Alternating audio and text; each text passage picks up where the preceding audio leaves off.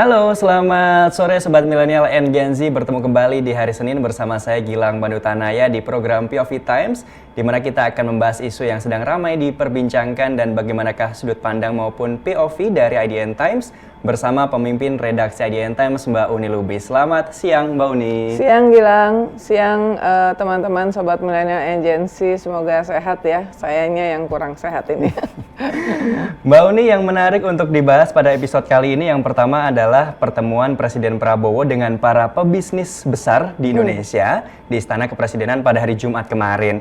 Yang bisa dikatakan nama-nama yang diundang ini sudah tidak asing lagi dan sekaligus bertemu dengan Ray Dalio. Dari pertemuan ini Mbak, bagaimana POV dari IDN Times sendiri? Ya, jadi sebetulnya kan itu pertemuan sampai 2 kali ya. Jadi yang hari Kamis itu ada 8 orang. Ada Sugianto, kalau kan itu kita taunya dari foto yang diunggah di akun sekretariat kabinet. Ada Sugianto Kusuma atau Aguan, ada Tommy Winata, kemudian ada Franky Osman dari Sinarmas, lalu ada James Riyadi dari Lipo, ada Anthony Salim dari Salim Group, ada Boy Thohir dari Adaro. Terus kemudian Aguan, Tommy, ada Pak Datuk Tahir dari Mayapada ya.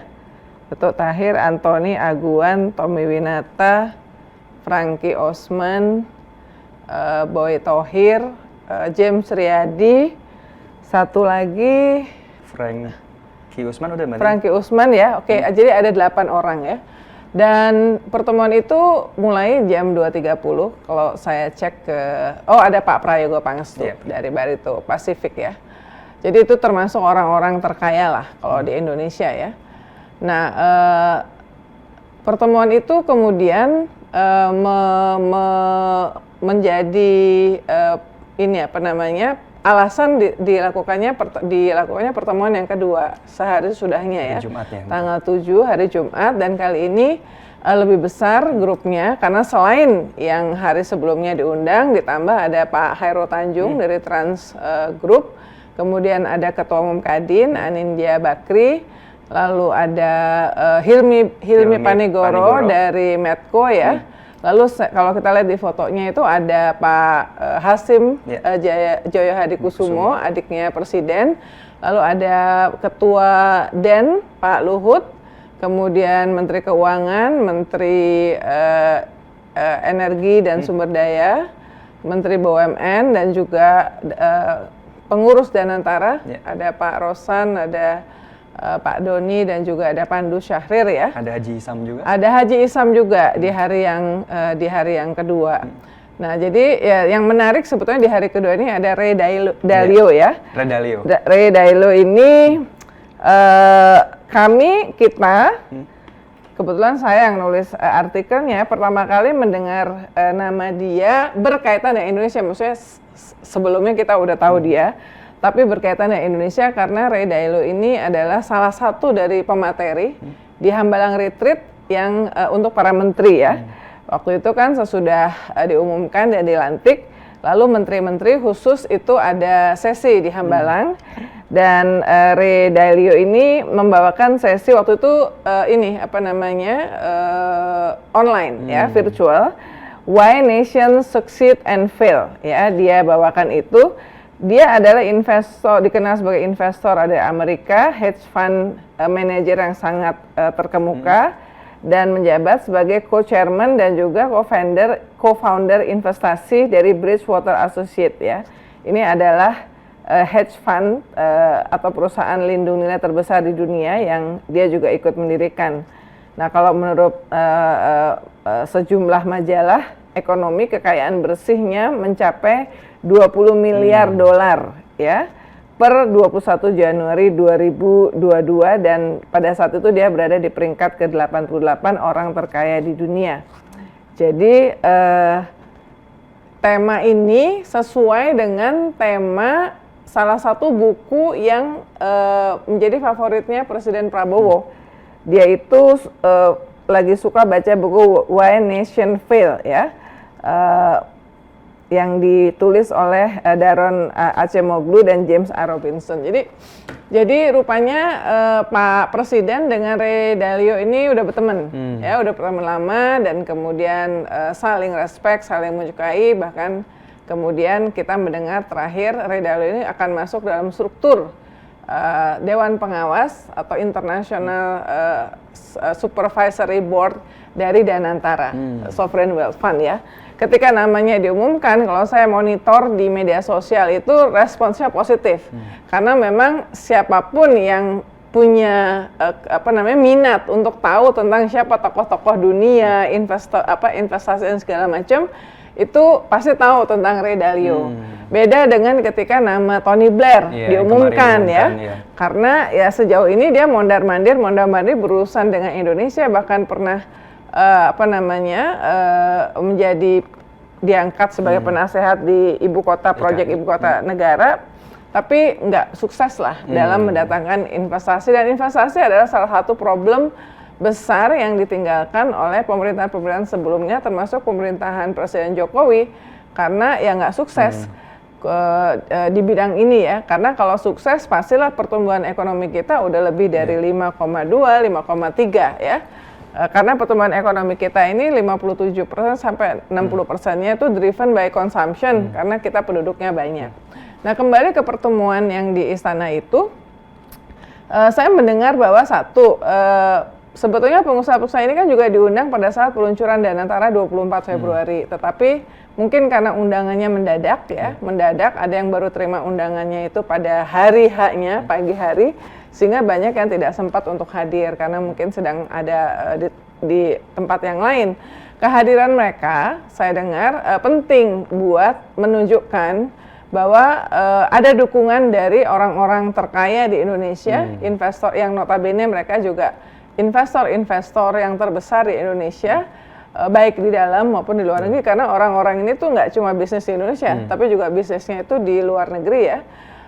Ada dukungan terhadap Danantara, dan itu penting sekali, karena kan Danantara ini kan problemnya adalah trust ya, trust dari publik, khususnya publik domestik terhadap apakah ini langkah yang katakanlah dianggap bold dan berani ya, beresiko tinggi, itu akan sukses. Dan membangun trust itu untuk dunia investasi itu sangat penting kan. Problemnya investasi Indonesia juga dibandingkan dengan Vietnam, kemudian Thailand kan adalah mungkin ada masalah kurang percaya, termasuk misalnya soal kepastian hukum. Dan ini adalah salah satu juga yang disinggung terutama dalam pertemuan di hari kedua ya, yang melibatkan grup yang lebih besar.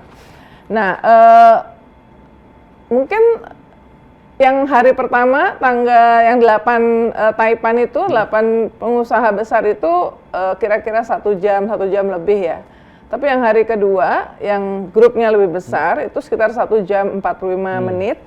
Dan sebetulnya saya konfirmasi ke beberapa orang yang ikut, itu suasananya itu terjadi dialog. Jadi misalnya yang hari kedua itu Presiden bicara 15 menit, lalu Ray Dalio bicara sekitar 15 menit.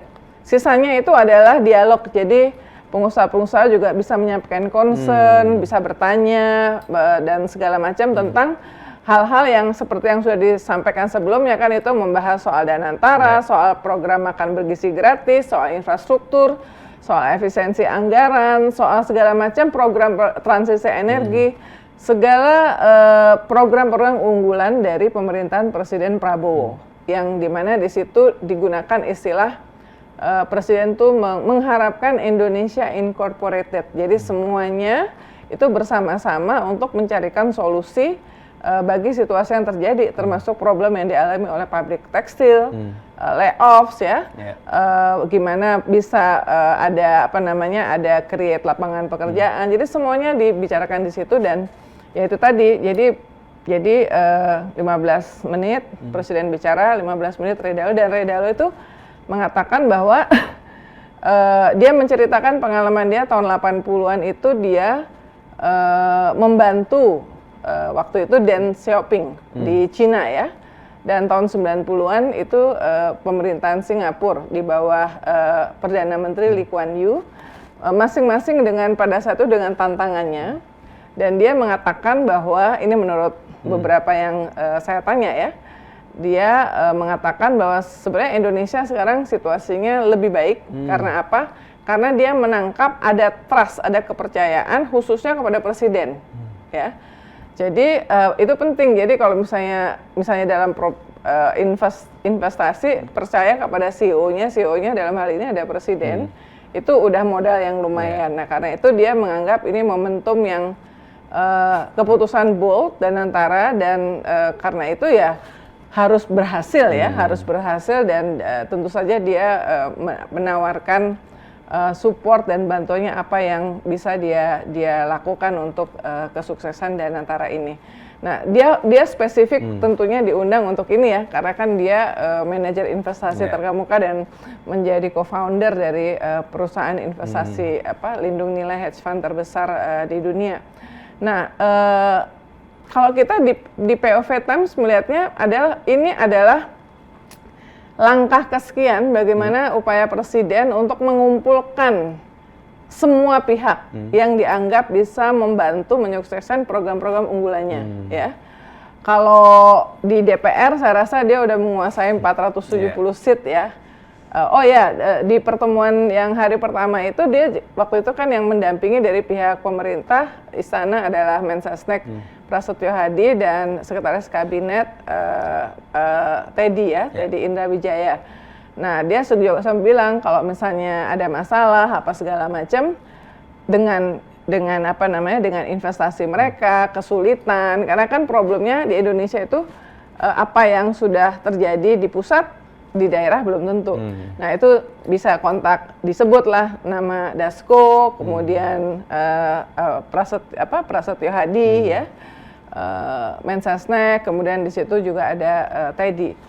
Nah itu yang nampaknya presiden ingin supaya artinya gini lah, dia minta bantuan tapi dia juga menawarkan support kalau memang pengusaha ini mengalami kesulitan, hambatan di lapangan berkaitan dengan investasinya. Nah, bagian yang ininya mungkin agak mesti hati-hati ya. Karena apa? Karena saya kita juga melihat bahwa respons masyarakat ketika melihat pengusaha-pengusaha besar itu dikumpulkan, mereka melihat ada di situ tokoh-tokoh atau sosok-sosok yang sebetulnya sedang ada masalah juga berkaitan dengan investasinya ya. Ya minimal kita sebut salah satu lah, misalnya Aguan yang duduknya paling dekat tuh di pertemuan pertama kan Pak Prabowo, terus di sini Aguan, di sini Mensesnek, kemudian Seskap Teddy ya, di sebelahnya Aguan tuh Antoni Salim kalau nggak salah. Aguan disebut-sebut namanya berkaitan dengan dugaan penyalahgunaan penerbitan sertifikat hak SHGB di PSN, dekat PSN, lokasi PSN Pandai Indah Kapuk 2 ya, yang kita banyak bahas juga di POV Times ini ya, soal pagar laut ya, yang terbukti kemudian, nah sampai sekarang kan ternyata yang diseret berkaitan dengan proses hukum, selain yang ada berapa orang dari pegawai ATR BPN lokal yang diberhentikan ya.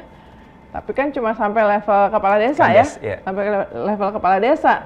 Jadi masyarakat melihat apakah cuma sampai di level kepala desa? Nggak mungkin kepala desa ini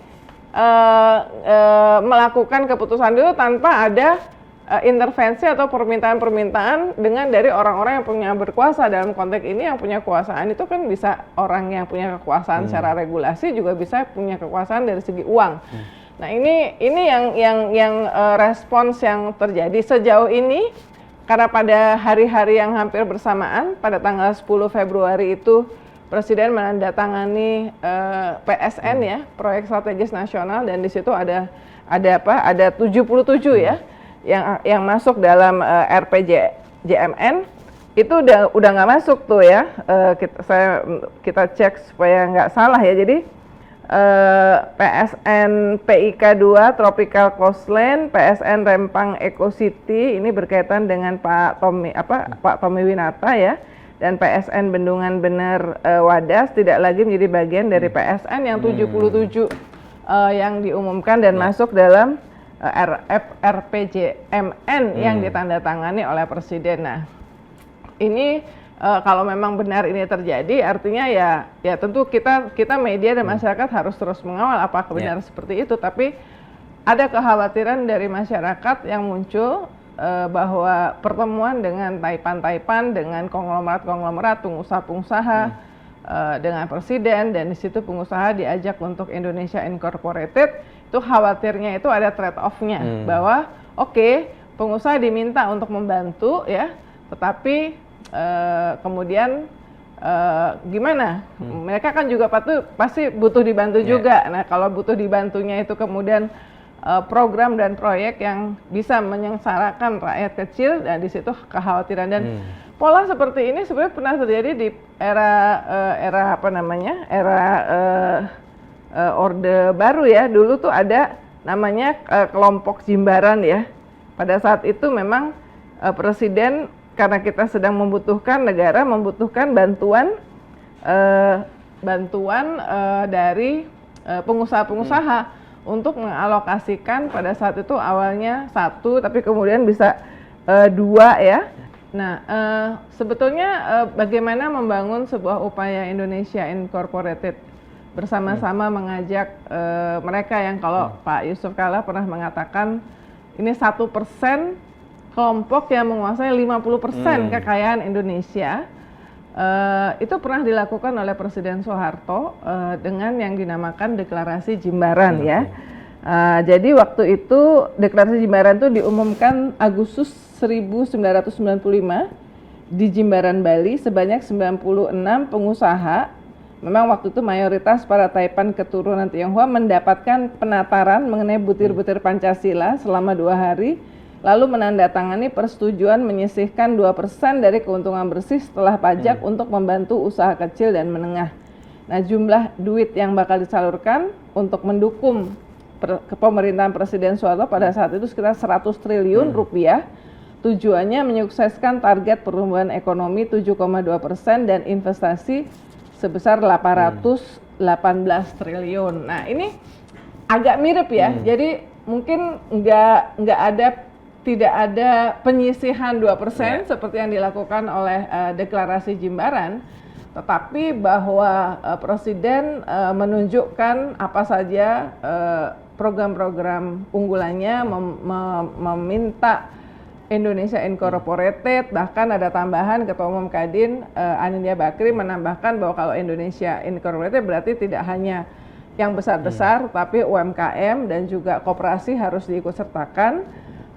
Karena yang di daerah itu adalah UMKM, termasuk kalau Danantara nanti memiliki kegiatan investasi maka perlu juga melibatkan UMKM ya, untuk dalam pelaksanaan program yang diinvest oleh Danantara itu. Tapi kira-kira mirip lah, Indonesia Incorporated ngajakin, dan itu biasanya memang dilakukan ya pada saat situasi sedang tidak baik-baik saja. Implisit sebetulnya diakui bahwa situasi sedang tidak baik-baik saja. Tapi kita punya program-program unggulan dan itu harus sukses, karena beberapa dari program unggulan itu justru adalah hasil dari menyisihkan alokasi APBN, dari efisiensi anggaran, dari dividen bank BUMN, termasuk BUMN, tidak hanya bank. Nah, ini kira-kira ada ininya, ada apa namanya? Ada konteks masa zaman Soehartonya yang pernah melakukan hal seperti dengan Deklarasi Jimbaran untuk membangkitkan semangat Indonesia Incorporated. Tapi kita ingin melihat bahwa ini kemudian tidak menutup mata pemerintah, khususnya pemerintahan Presiden Prabowo, dari investasi-investasi yang dilakukan oleh pengusaha-pengusaha yang dikumpulkan ini yang bisa merugikan rakyat. Oke, jadi kita kawal bersama, kita awasi bersama ya Sobat Milenial and Gen Z. Mbak Uni, yang kedua mengenai banjir yang terjadi di beberapa daerah pada minggu lalu, di Jabodetabek bahkan di Sukabumi hingga menelan korban jiwa, ibu dan anak yang ditemukan dalam berposisi dalam pelukan, dan termasuk berdampak dari segi ekonomi di masyarakat. Melihat kejadian ini, bagaimana dari POV IDN Times sendiri, dan bagaimana nanti Mbak antisipasi ke depannya baik dari pemerintah maupun dari kita sebagai masyarakat? Ya, pertama banjir jangan nyalain hujan ya, karena ini kan banjir ini karena banyak sekali keputusan-keputusan termasuk yang dibuat oleh pemerintah, kemudian sikap dan tindak laku dari masyarakat ya, yang buang sampah sembarangan, pemerintah dari zaman era Soeharto, keputusan-keputusan yang soal tata ruang apa segala macam, penggundulan hutan, konversi lahan ya, yang tadinya lahan hutan itu menjadi perumahan dan segala macam, semuanya itu dampaknya kita rasakan sekarang ya. Tentu ada efek dan perubahan iklim dan segala macam. Tapi ya itu adalah man-made disaster ya. Jadi bukan bencana alam, tapi itu memang bencana yang terjadi karena memang keserakahan. Keserakahan itu keserakahan semua pihak, pemerintah dan juga dari rakyat juga. Nah ini satu hal. Tapi yang kedua, kita melihatnya bahwa kemarin itu kan semuanya turun tuh, bahkan presiden langsung turun mengecek di Babelan ya, menelpon kepala badan gizi karena ternyata makan bergizinya belum sampai dan segala macam. Jadi wali kota turun, gubernur sampai, wah luar biasa tuh gubernur Jawa Barat tuh. Jadi mengingatkan pada Jokowi yang masuk ke gorong-gorong ini ya. Jadi bersihin sampah di kali apa segala macam. Terus kemudian gubernur Jakarta juga meninjau helikopter view karena itu juga penting ya untuk melihat luasannya ya. Jadi kombinasi dari pejabat-pejabat yang turun ini kelihatannya kita ngelihatnya oke. Tapi di media sosial kita juga monitor bahwa pejabat-pejabat ini turun. Tapi teman-teman kita ini ngalamin nih, ya nggak usah teman, keluarga ya. Saya termasuk adik saya yang ngalamin kebanjiran ya. Beda dibandingkan dengan yang sebelum-sebelumnya. Kali ini tuh bantuan dari siapapun, pemerintah pusat maupun level daerah itu jauh berkurang. Jadi biasanya kan hari pertama banjir ya, itu langsung ada dapur-dapur umum ya, posko-posko, kemudian dapur umum yang karena ya kalau udah rumahnya kerendam 2 meter ya nggak bisa apa-apa ya, yang menyalurkan makanan segala macam. Kita ngelihat percakapan di media sosial bahwa yang seperti itu tuh dibandingkan dengan sebelum-sebelumnya tuh jauh berkurang gitu ya. Jadi sepertinya warga itu harus berjuang sendiri ya, termasuk ketika pos banjir, ketika jalanan itu berlumpur tebal ya karena sesudah 2-3 hari itu direndam oleh air banjir, ya nggak ada yang membersihkan gitu ya. Sampai kemarin kita monitor sampai semalam di media sosial seperti itu. Jadi memang buat rakyat itu yang penting jangan cuma kunjungannya ya, jangan cuma kunjungan pejabat, tetapi yang penting adalah sejak pada saat-saat pertama itu bantuan buat masyarakat yang terdampak menjadi korban banjir itu harus langsung ada. Nah ini yang kali ini dianggap kurang buktinya. Buktinya kan waktu presiden itu datang ke SD berapa itu yang di Babelan itu, terus dia menelpon, kan berarti warga di situ mengatakan bahwa makanannya belum nyampe. Nah itu artinya presiden langsung, ini presiden di situ ya, langsung dikasih tahu di SD sekian, nomor sekian. Nah padahal yang terkena banjir itu kan banyak sekali luasannya ya. Ini namanya disebutnya banjir Jawa Barat lah ya. Nah, yang nggak dikunjungin presiden gimana? Apakah misalnya makanan, bantuan makanan apa segala macam di luar ya, makanan bergizi gratis buat anak sekolah, karena kan yang butuh bantuan satu keluarga semuanya ya dalam satu rumah yang kena banjir itu juga ada. Nah ini mungkin yang dirasakan oleh warga yang terdampak banjir. Kita, teman-teman kita di kantor juga banyak yang seperti itu ya, tapi bahwa kehadiran dari pejabat-pejabat itu belum segera diikuti dengan penanganan bantuan bagi warga yang seketika ya. Begitu dia banjir, hari itu juga warga itu kan butuh makan tiap hari ya kan. Jadi nggak bisa nunggu hari kedua, hari ketiga atau sesudah baru dikunjungi sama pejabat, baru ada makanan, baru segala macam. Nah ini yang kita harapkan, ini penanganannya lebih baik gitu. Jadi kunjungan pejabat aja, kunjungan pejabat bagus, tapi harusnya itu menjadi untuk mempercepat penyampaian bantuan untuk warga terdampak banjir. Jadi yang terdampak banjir semoga semoga tetap sehat ya dan kuat menghadapi musibah yang hampir setiap tahun ini. Itu tadi POV Times di episode kali ini, Mbak Uni. Kita bertemu lagi di minggu depan, tentunya dengan isu-isu yang sedang ramai di media sosial. Dan saya Gilang Manutanya, beserta tim yang bertugas dan pemimpin redaksi IDN Times, Mbak Uni Lubis, pamit undur diri. Terima kasih banyak, Mbak Uni. Ya, sama-sama. Sampai jumpa, salam sehat selalu. Ya.